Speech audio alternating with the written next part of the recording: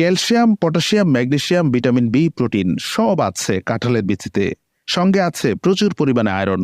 রক্ত স্বল্পতার সমস্যা থাকলে এই বীজ খাওয়া অতি জরুরি।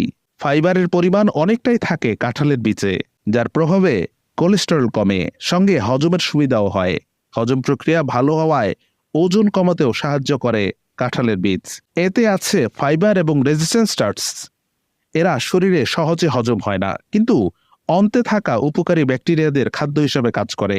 রক্তে শর্করার মাত্রা কমায়, হজম ক্রিয়া এবং ইনসুলিন সেন্সিটিভিটির উন্নতি ঘটায়। ডায়াবেটিসের রোগীদের জন্য এই বীজ বেশ উপকারী। এতে উপস্থিত ফাইবার খাদ্যের কার্বোহাইড্রেট শুষে নেয়, ফলে রক্তে গ্লুকোজের পরিমাণ বেশি বাড়তে পারে না। চোখের জন্য উপকারী কাঁঠালের বীজ। এতে উপস্থিত ভিটামিন এ দৃষ্টিশক্তি বৃদ্ধি করে। চোখের জ্যোতি বাড়িয়ে তুলতেও কাঁঠালের বীজ কার্যকরী। চোখের সমস্যা থাকলে কাঁঠালের বীজ খেতে পারেন, উপকার পাবেন।